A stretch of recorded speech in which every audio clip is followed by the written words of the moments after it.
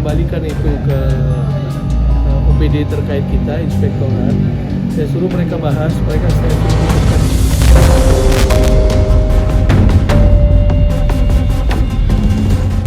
PKD inspektorat, oke? Kita tinggal tunggu hasil.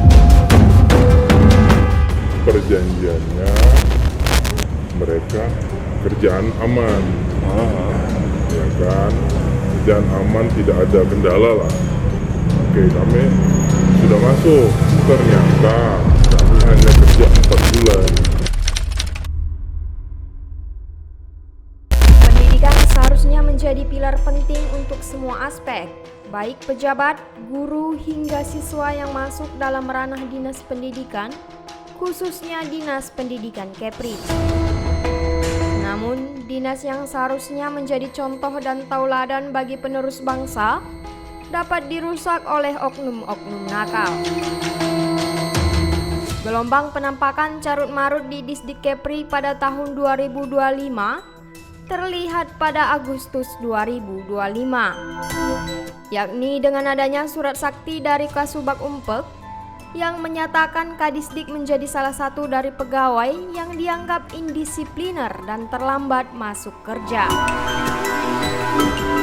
Selain itu, pada awal bulan Oktober 2025, ada lagi kabar terkait pencalonan PT Kanon ASN di tempat itu.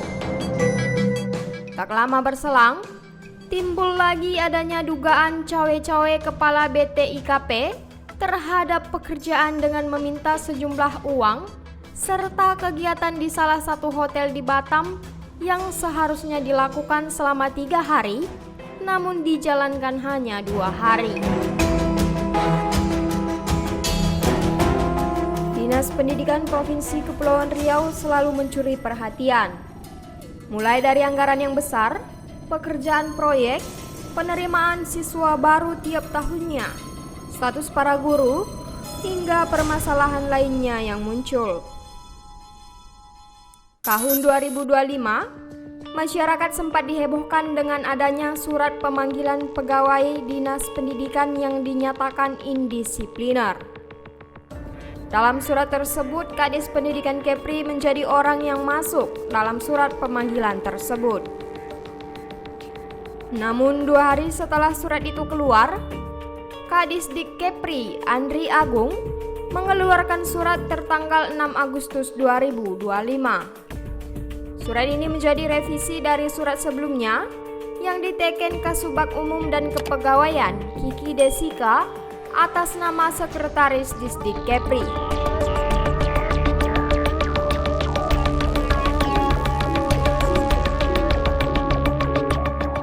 Beberapa bulan berlalu, Dinas Pendidikan Kepri kembali menjadi perhatian masyarakat.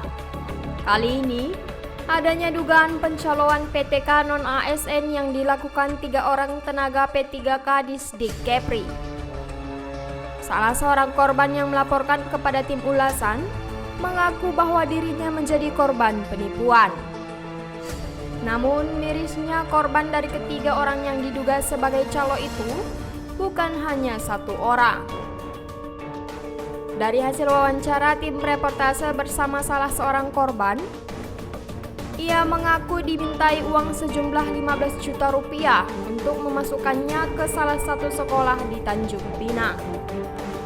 Sedangkan beberapa orang lain dimintai dengan nominal berbeda, dengan kisaran 10 hingga 20 juta rupiah. Maksudnya kemarin 15. Nah, perjanjiannya mereka kerjaan aman, ya kan? Kerjaan aman, tidak ada kendala lah. Oke, kami sudah masuk, ternyata kami hanya kerja 4 bulan dan dirumahkan. Jadi kami minta pertanggungjawaban dong, hanya 4 bulan kerja kebenaran. Mereka pertamanya bilang iya, oke kami minta kembalikan, saya maksudnya kan, oke iya, tapi semakin ke belakang nih, semakin lepas tangan mereka. Nah, itu jadi kan mereka mau balikin gitu. Cuma ternyata menghilang. Kayak lepas tangan. Berapa orang korban? Kalau di kemarin itu di sekitar 40, cuma kurang tahu saya yang selebihnya yang udah bayar. Iya, stok saya. Kan kemarin yang orkestra itu kan dilarikan ke otopsi. Ya, cuma kan memang kan nggak sesuai penempatan kan, jadi memang pada nggak mau. Sebagian ada yang tetap kerja di otopsi, cuma kan tergantung sekolah masing-masing sih. Nah itu. Setelah apa namanya? Pokoknya total tuh ya mungkin lebih dari 40 lah. Yang udah bayar. Iya. Punya tuh. Sama kita semua. Cuma yang seharusnya yang jelasnya kami berdua, ada satu perempuan cewek, satu yang satu sekolah sama saya. Ini mau kasih nomor kawan kata dia, naikkan aja lo bang, kayak gini kata dia. Kan janjinya mau kembalikan mau tanggung jawab, tapi nggak ada gue penjelasan, malah hilang-hilang. Si ini bukan kabinnya, yang kabin apa kabin. Sebenarnya kami pernah dipanggil sama masih ada dari cuma karena mereka ingin kembalikan baik-baik, jadi pas bertanya itu kami bilang nggak ada ngasih, mereka nggak minta. Iya, karena memang mereka mau kembalikan. Sebetulnya kami tuh tetap kerja loh bang. Kan seharusnya bulan 1 itu kami sudah dibuktikan dari bulan 1 2025. Iya, oke. Tapi sama pihak dinas nih yang orang-orang terkait nih, kami tetap disuruh kerja. Katanya aman, tetap kerja kalian. Kami kerja sampai lebaran tuh, berarti 3 bulan lebih kami kerja. Itu kami tidak digaji. Sekarang sama-sama di rumah nggak punya rumah kan, sama ya kalau sekolah kan, karena kalau sekolah kemarin tuh ya ditekan lah sama orang dinas untuk membayarkan gaji kami. Padahal yang menyuruh kami kerja tuh orang dinas yang terkait. Itu pas banget. Nah, tapi memang dari dulu dia kayak gitu atau memang ini kurang tahu karena dia kabin baru ya. Tapi yang kalau yang terkait nih ya, kemarin tuh statusnya masih sekarang baru pengalaman P3K mereka baru waktu udah full dan tahap pertama gua. Nah ini tahap pertama mereka, tahap pertama itu kayak Sofrizal kan siasa kan mau waktu ya katanya kan waktu, cuma katanya nggak ada sih per waktu. Nah itu dia masih baru bahasanya aja, iya regulasinya juga ya jelas. Kalau yang kemarin yang nawarin bisa bekerja dan harus membayar sejumlah uang itu saya kalau yang menawarin saya tuh atas nama selaku dia bagian PTK juga, BKD bukan distrik apa dapat. Nah itu kurang tahu saya, pokoknya dia bagian PTK lah. Oke. Pokoknya kan sama itu lagi stok 3 orang itu di bawah, iya di bawah, jadi di bidang yang sama lah kalau dia, kalau kita inilah ya, saya kurang tahu ya, soalnya dia kan kabin baru. Nah, sebelumnya ada di sana, nah itu kurang tahu. Kabar pencalonan ini mendapat kritik pedas dari staf khusus Gubernur Kepri, Basyarudin Idris dalam program U-Talk Ulasan. Perekrutan P3K yang melibatkan P3K yang tidak pantas dan layak seorang PNS atau P3K atau honorer melakukan hal-hal yang tidak terpuji. Jadi di sini saya juga sedikit menceritakan rekam jejak dari zaman-zaman kalau kita bicarakan dari zamannya pertama itu, gubernur pertama, gubernur kedua, ketiga, keempat, dan kelima. Jadi saya melihat bahwasanya kami terus terang aja dari BP3KR ini memang juga ada perekrutan juga masalah PTT pada saat itu honorer. Jadi dalam hal ini kami melihat tidak lepas daripada titipan-titipan daripada oknum-oknum bawaslu, contoh satu pejabat, ada oknum APH, ada apalagi martekap dinas pendidikan dan di Sekuan atau biro umum. Ini paling banyak titipan-titipan dari para pejabat yang menitip anak-anaknya untuk bekerja situ. Selagi dia menyesuaikan atau SOP-nya bagus, perikas dalam pengkerkutan itu baik untuk pembangunan Profesor Kepri di PBK Profesor Kepri tak ada masalah. Tapi yang jadi masalah kami ini adalah ada angka-angka di sini yang ada korban, yang uangnya diambil tapi tidak ditempatkan pada kerjanya, artinya semacam penipuan lah. Ini yang tidak lepas daripada ketegasan kepala dinasnya sendiri ya, bukan saya mengatakan dinas pendidikan juga, termasuk yang lain-lain juga. Jadi dalam hal ini kita melihat ini sangat kenapa ini pemerintah Profesor Kepri ini diperjuangkan bukan untuk seperti ini gitu. Kita nggak usah munafik lah, bukan seperti ini. Seperti sana bayar sini segala macam. Dia kalau sudah dimulai dia seperti itu, bab cakap dia akan timbul nanti semacam ganti rugi gitu. Aku dulu rugi nih masuk di pegawai ini bayar sekian gitu. Tapi ini tidak lepas, bahkan saya bilang tidak lepas daripada tidak mungkin kabitnya tidak tahu, kasihnya tidak tahu, kepala dinas tidak tahu, karena selembar kertas itu akan berakhir kepada kepala dinasnya. Jadi kan menyangkut masalah honor kepada P3 tersebut. Tapi masalah korban, ya tergantung korban ini mau melaporkan atau tidak. Bahkan saya lihat saya pandang selama ini memang berita sudah mencuat, korban kok tenang-tenang aja. Saya pernah konsultasi juga Bu Yedi kepada BKAD, dia mengatakan bahwa kami sedang kami sedang mengadakan penelitian nih, untuk masalah kasus ini gitu. Kami lagi mencari gitu. Tapi sampai hari ini bila sama-sama, makanya saya bilang tadi bahwasanya ini ada keterlibatan orang dalam yang mungkin di backup juga gitu. Ya contohnya tadi ada kabitnya, ada ada kasihnya, ada kepala dinasnya, keputusan terakhir di kepala dinas. Dan saya katakan bahwasanya sejak Ansar Ahmad jadi gubernur tahun 2020, dia sudah mengeluarkan surat bahwa tidak ada lagi penerimaan honor P3K atau apapun menjadi segala macam. Apalagi baru-baru itu P3K sudah, kalau nggak salah saya hampir 4 ribuan ya, Kepri ya, hampir 4 ribuan itu sudah menjadi pegawai P3K-nya itu yang dari honor segala macam. Nah ini yang mungkin kami ucapkan selamat yang pertama itu. Tapi yang kita bahas ini adalah ini kita belum dapat juga dari keputusan ini yang korban ini sudah melapor atau belum. Kemarin kita tidak sarankan bahwa korban ini, kalau masalah korban, kami juga tak meninjau ke sana. Segeralah buat laporan bukti kepada hukum segala macam kalau berasa ia dirugikan.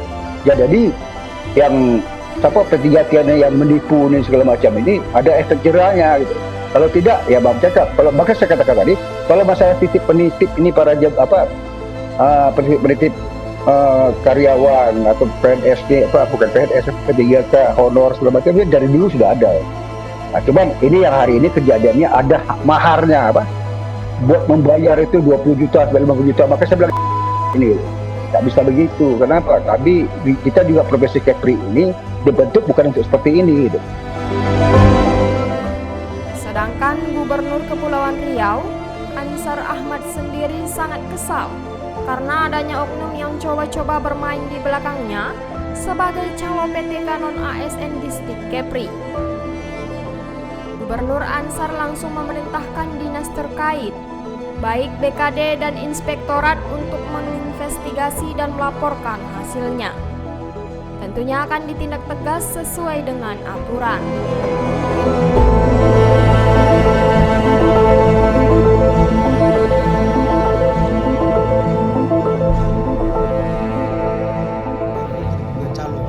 Saya sudah kembalikan itu ke UPD terkait kita, Inspektorat. Saya suruh mereka bahas, saya suruh putuskan itu. Pihak BKD sampai saat ini belum dapat dimintai keterangan lanjutan dengan adanya pemeriksaan yang dilakukan oleh tim investigasi. Padahal sebelumnya, Kepala BKD Kepri, Yeni Tri Isabella mengatakan sudah memonitor adanya informasi dan membentuk tim investigasi. Dia menyebut sanksi yang akan dikenakan jika terbukti melakukan dugaan calo PTK non-ASN, yakni tidak diperpanjang kontraknya atau diberhentikan. Dinas Pendidikan dalam hal ini pembinaan dan pengawasan itu aturannya memang dilakukan oleh kepala BPD-nya langsung. Apabila itu berkaitan dengan pelanggaran disiplin dan evidensi lengkap, tahapannya sudah dijalankan oleh OPD-nya, kemudian dilaporkan ke BKD akan kami tindak. Sanksinya seperti apa sih Bu untuk Kalau sanksi ya kalau memang benar-benar terjadi gitu ya, dan oknumnya juga terbukti melakukan itu ya, karena dia P3K mungkin dalam 1 tahun tidak diperpanjang, untuk kemungkinan terburuknya seperti itu. Kasus di Disdik Kepri terus melebar. Kali ini Balai Teknologi Informasi dan Komunikasi Pendidikan Disdik Kepri diduga bermain anggaran dengan meminta sejumlah uang kepada penyedia jasa. Hal ini diungkapkan oleh salah seorang yang kami temui. Informasinya, Kepala BTIKP yang baru dilantik 5 bulan diduga dengan berani meminta sejumlah uang kepada pihak penyedia. Bukan hanya itu, ada juga kegiatan yang dilakukan BTIKP di Hotel Golden View dengan melakukan kegiatan yang seharusnya dilakukan 3 hari, namun dilakukan selama 2 hari. Ditambah lagi, uang kegiatan yang seharusnya diterima peserta kegiatan sebesar 1 juta rupiah dipotong menjadi 500.000 rupiah. Itu baru tahun ini. Adanya tahun ini, tahun 2025. Yang satu itu kelistrikan 5 juta, yang satu lagi cetakan dan penggandaan. Sekarang pagunya berapa aku lupa, karena kemarin itu kena rasionalisasi kan. Pagunya berapa aku lupa.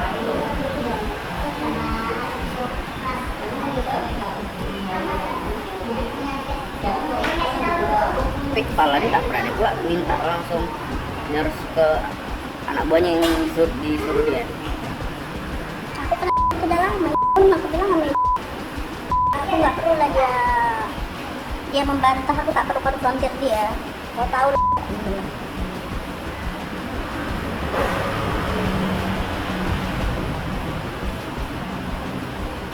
Ini ada lagi satu lagi nih, ya bang ya? Orang ini dia ini selalu bilang gini, aku ini udah lama jadi PPT, dia pernah di Bapeda kata dia, terus dia ke Disnaker, habis itu baru dia ke Disdik, ke BTIKP. Aku udah pegang anggaran sekian, nah tapi dia ini kayak nggak paham. Nah kemarin tuh ada kegiatan pelatihan itu ada DPA-nya sendiri, ada anggarannya sendiri, tapi orang ini berangkat ke Batam pakai anggaran lain, masalah tadi tuh bilang nggak apa-apa tadi. Serah kalian. Yang penting aku udah kasih tahu ini nggak boleh karena ini kegiatan konten, harus ada outputnya konten. Itu kegiatan konten kan berarti kita ke sekolah-sekolah bikin konten. Nah mereka bikin itu untuk SPPD kegiatan. Nah, ada akhirnya menolak, dicairkan dia uang SPPD itu 25 juta, dicairkan dia ke stafnya dia tanpa pengetahuan dia. Padahal SPPD itu harus cair kepada yang bersangkutan. Aku berangkat 2 juta, aku transfer aku 2 juta. Aku berangkat 3 juta, dia transfer aku 3 juta. Kan gitu kan? Ya. Ini 5 juta, ini transfer dia ke 1 orang. Staf dia ke 3 kan. Gelondongan. Sekarang udah nggak boleh. Ya lah, semua nanti. Dia ditelepon pagi-pagi sama bendahara. Kenapa? Dia kan, aku tak tahu. Dia nggak tahu dia dicair. Berangkat berapa itu kan karena SPPD kan betul enggak? Iya, betul. Tahu lah. Nah, yang menjadi permasalahan juga itu di satu sisi bahwa mereka bikin kegiatan itu di hotel mewah, di hari, tapi pelaksanaannya 2 hari. Potong hari ya? Tahu lah. Nah, harusnya kan full dia. Dapat info ya Pak? Dapat info. Nah, saya notasnya nggak ada di dalam. Pokoknya kan misalkan Senin, Selasa, Rabu. Tak kenal lah, saya tahu. Ini Senin kejadian. Selasa udah selesai. Selasa pagi itu Bun. Dipotong. Iya, potong hari. Ini loh, nggak boleh loh.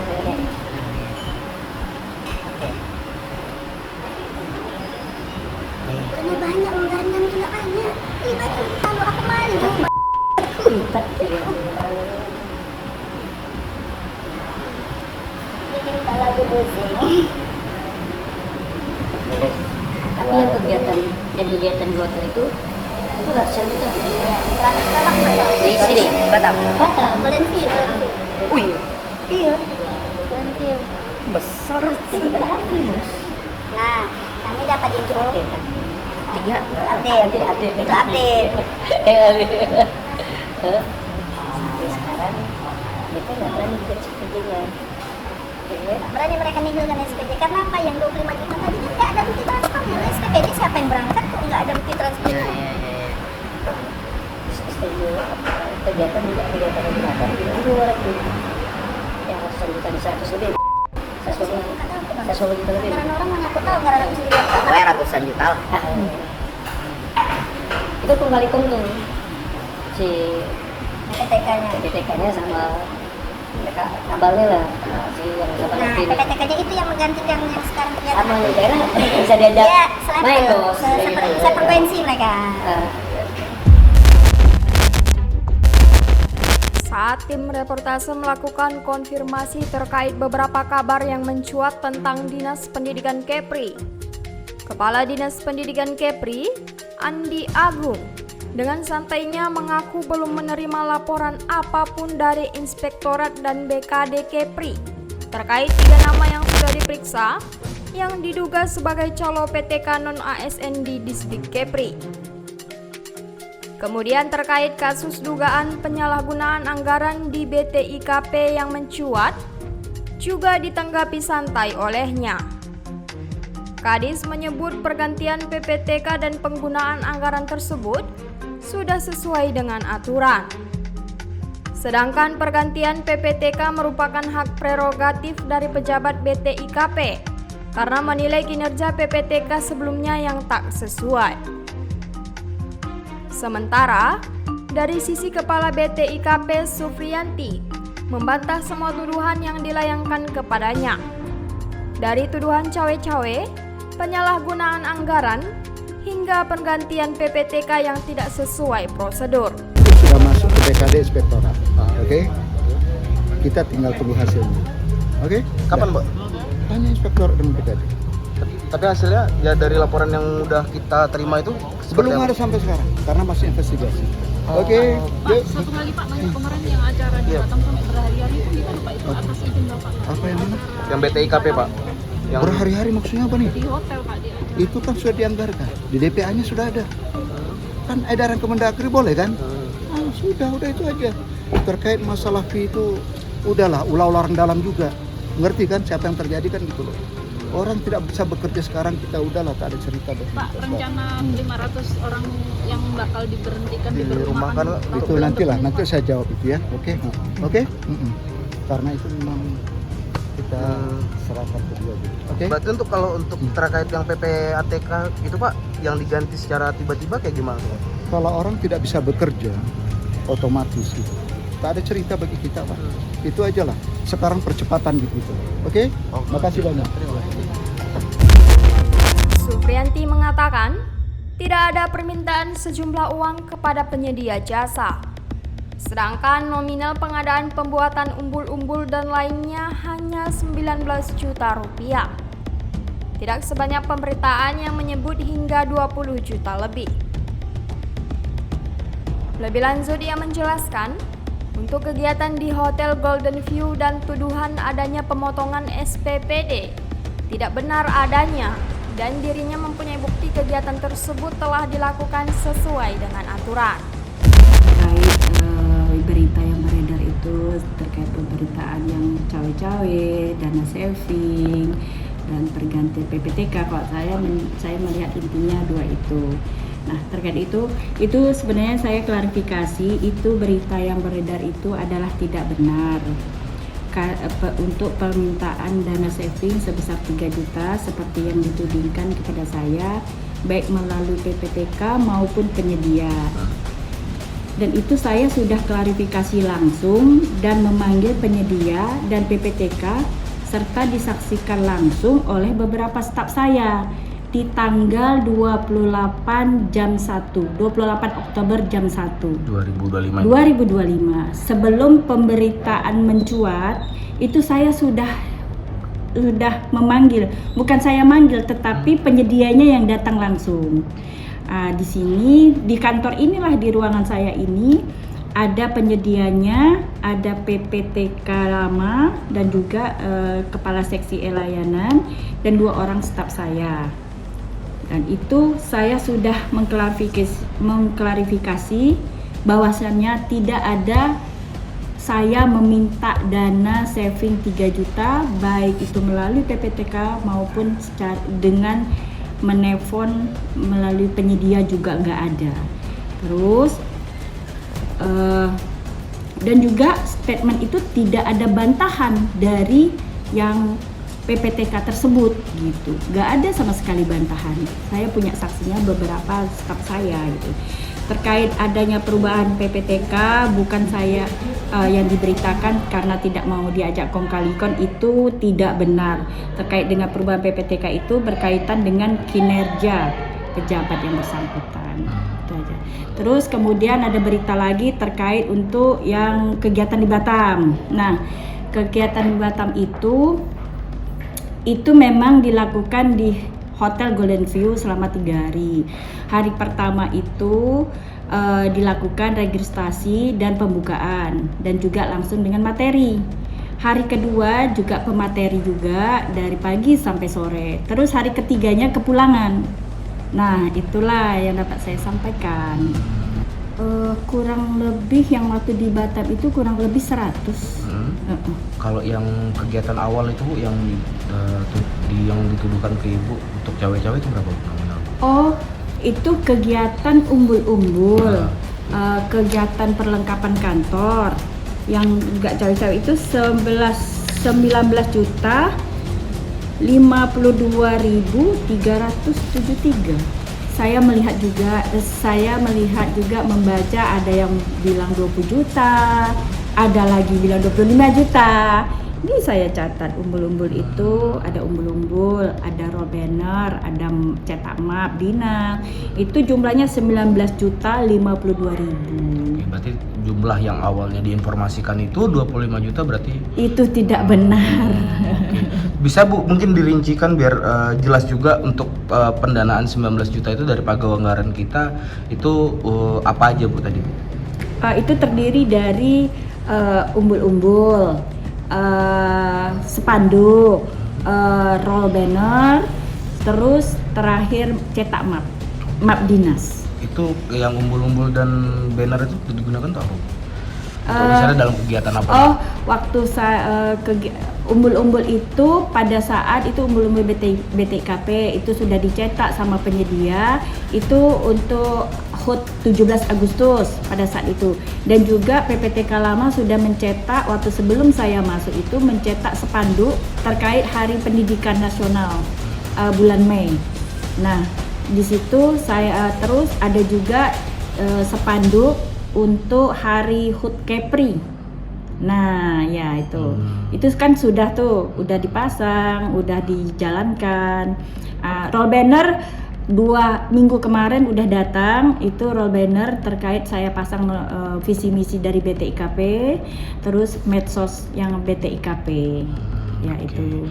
Yang jadi pertanyaan juga Bu selanjutnya, ketika ada pemberitaan pergantian PPTK secara sepihak dan tanpa adanya surat, nah mungkin bisa Ibu jelaskan seperti apa Bu alurnya? Itu adalah kebijakan pimpinan. Apa yang dialami Dinas Pendidikan Kepri harus menjadi perhatian Gubernur Kepri Ansar Ahmad dan Wakil Gubernur Kepri Nyanyang Haris Pratamura untuk mengevaluasi kinerja pejabatnya. Menurut Ketua Stisipol Raja Haji Tanjung Pinang, Ferry John, dalam program YouTube Ulasan, apa yang dialami di Sedik Kepri dapat mengganggu kinerja dan citra kepala daerah.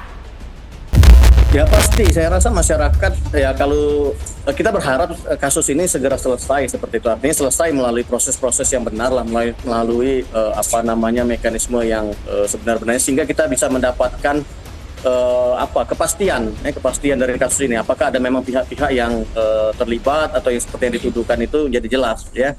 Nah, tadi saya setuju juga dengan pendapat Pak Syarudin Idris tadi yang mengatakan bahwa ya semua pihak terutama korban tadi segera melaporkan ke pihak yang berwajib kalau memang belum melaporkan, sehingga ada juga intervensi dari pihak luar seperti itu supaya mempercepat dan memperjelas lah ya kasus ini seperti apa.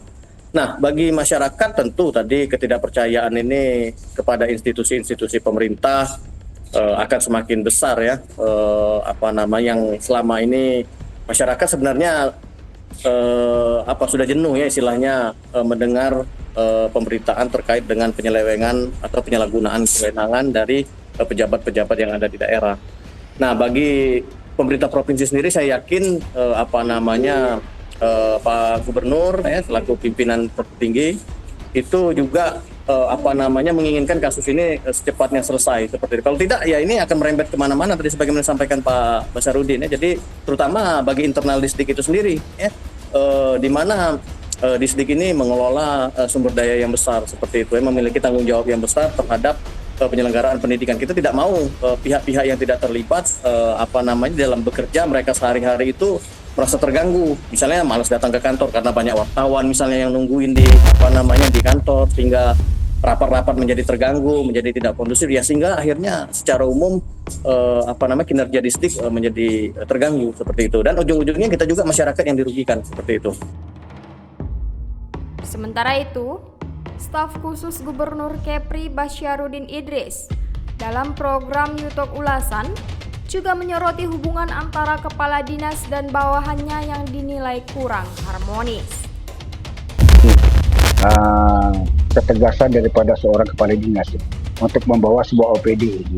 Jadi saya lihat memang beberapa bulan boleh kata-kata tahun ini kisah-kisah dinas pendidikan ini kalau di sinetron kan bagus nih, bertahap-tahap dan berpesot-pesot Islam sampai terakhir sampai hari ini. Jadi makanya saya bilang ini sebuah OPD atau dinas pendidikan ini kan sebuah organisasi yang tak lepas daripada ketegasan daripada seorang pemimpinnya.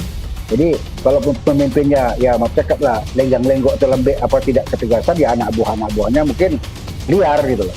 Nah ini harus ada sanksi yang harus dibuat oleh mungkin ya kalau saya lihat mungkin sebuah kedekatan dia kepada anak-anak buah, semacam mungkin kedekatan dia kepada kabit-kabit dia kasih dan mungkin staf-staf lainnya sehingga ini membuat suatu organisasi atau OPD yang berbahagia kan orang kan karena kedekatan tadi. Tapi ini juga sebuah ketegasan juga yang harus dilakukan oleh seorang kepala dinas. Makanya bukan saya menjudutkan beliau, tidak. Memang beberapa bulan dan tahun ini hasil dinas pendidikan aja bermasalahnya. Jadi makanya ini satu pelajaran dia. Aku ada masalah ini harus perbaiki, ada masalah ini harus perbaiki.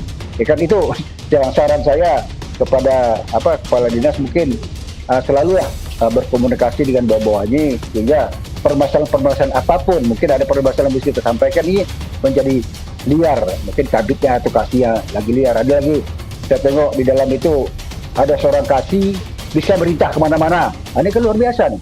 Ya kan buat surat panggilan kepala dinas. Ini luar biasa nih, kasih bisa manggil surat pendidikan. Ini pernah kejadian juga.